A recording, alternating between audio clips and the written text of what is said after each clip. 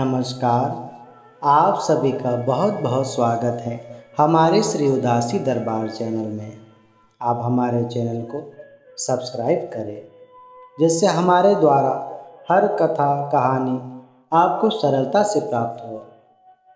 एक बार कवि कालिदास जी भ्रमण करते करते बाजार में पहुँचे और बाजार में देखा बहुत भीड़ है, खूब चहलकदमी थी।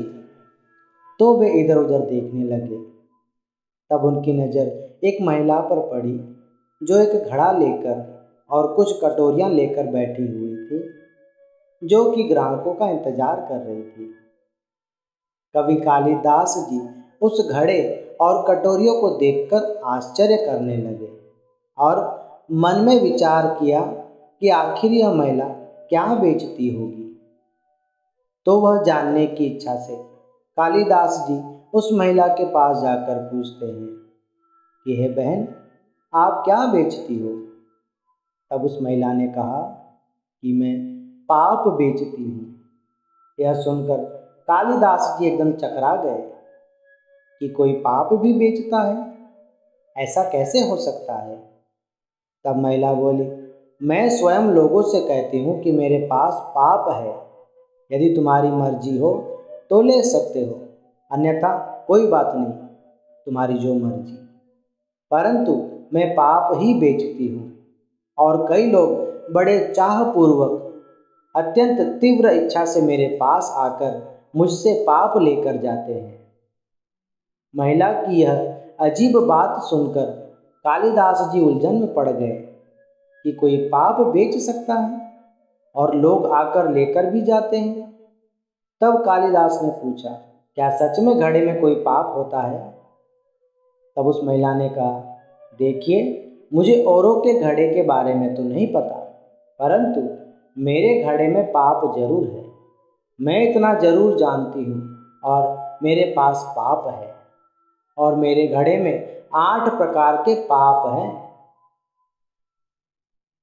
तब कालिदास जी की बेचैनी और बढ़ गई कि आखिर इस घड़े में ऐसा क्या है जो यह महिला कह रही है कि मेरे घड़े में 8 प्रकार के पाप भरे हुए हैं।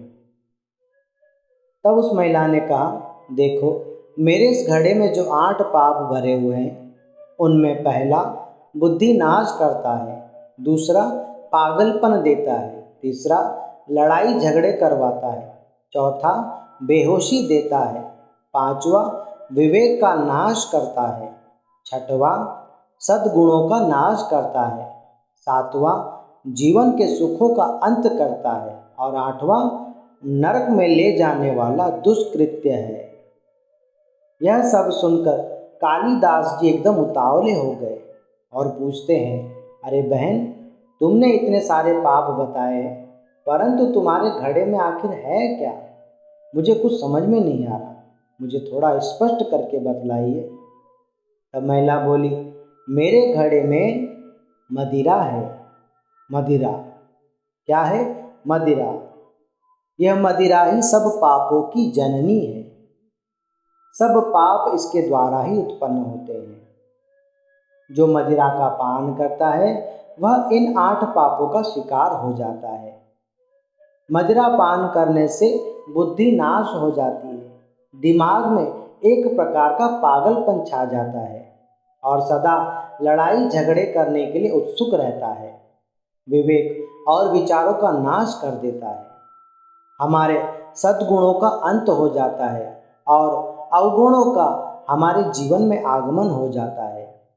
हमारे जीवन के जो छोटे छोटे सुख है वह भी समाप्त हो जाते हैं, हमारे धन का नाश हो जाता है, घर में अशांति फैल जाती है और परिवार बिखर जाता है।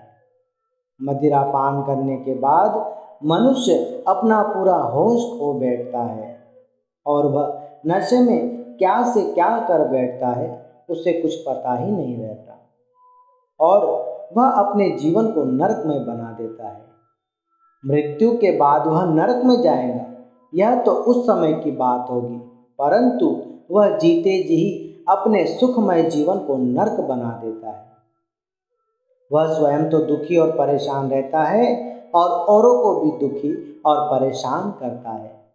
मनुष्य थोड़ी थोड़ी करके मदिरा पीना आरंभ करता है, उसे बड़ा आनंद आता है। परंतु एक समय ऐसा आता है कि यह मदिरा ही उस मनुष्य को पी जाती है। इसलिए इससे बचकर रहना चाहिए। इसलिए जब भी कोई मुझसे पूछता है कि तुम क्या बेचती हो, तुम्हारे घड़े में क्या है, तो मैं यही कहती हूँ सबसे कि मेरे पास पाप है और मैं पाप बेचती हूँ। मेरे घड़े में पाप भरा हुआ है। अब जो समझदार व्यक्ति होते हैं वे नहीं लेते हैं, वे चले जाते हैं। परंतु जो मूर्ख है, जो थोड़े से पागलपन का जो आनंद प्राप्त करने के लिए और जो उसके नशे में पागल रहते हैं, वही मुझसे यह मदिरा लेकर जाते हैं। तब कालिदास जी उस महिला की चतुराई पर बड़े खुश हुए और उससे बोले कि देखो बहन, तुम तो सही बात कह रहे हो कि पाप बेच रही हो, परंतु मैं चाहता हूँ कि तुम इसे मत बेचो। व्यापार करने के और भी बहुत से साधन हैं, तुम कोई दूसरा व्यापार कर लो, क्योंकि जो लोग तुमसे मदिरा लेकर जाते हैं उनका पाप भी तो तुमको ही लगता है। यदि तुम बेचोगे ही नहीं तो तुमसे मदिरा कौन खरीदेगा और तुम इन सभी पापों से बच जाओगे। क्योंकि जो मदिरा लेकर जाते हैं वो पीकर फिर उन्मत्त हो जाते हैं और नशे में धुत होकर कितनों को दुख और पीड़ा देते हैं। यह मदिरा कितने घरों को बर्बाद कर देती है। अगर तुम मेरी छोटी सी विनती मानोगी तो इस व्यापार को बंद कर दो और कोई दूसरा अन्य व्यापार शुरू करो। अन्य व्यापार में तुम्हें भले ही थोड़ा धन कम प्राप्त होगा, परंतु उससे तुम्हारे जीवन में सुख, शांति और संतुष्टि की प्राप्ति होगी और तुम्हारे मान सम्मान में भी वृद्धि होगी। परंतु इस व्यापार में ना तुम्हें कभी सुख और शांति प्राप्त होगी, ना कभी मान सम्मान प्राप्त होगा। इतना कहकर कालिदास जी उस महिला को नमस्कार करके अपने मार्ग की ओर निकल गए। उस महिला ने विचार किया और धीरे धीरे इस कार्य को त्याग दिया और एक सुंदर सा व्यापार आरंभ कर दिया, जिससे उसके जीवन में परिवर्तन आ गया और सुख की प्राप्ति होने लगी। बोलिए श्री गुरुदेव भगवान की जय।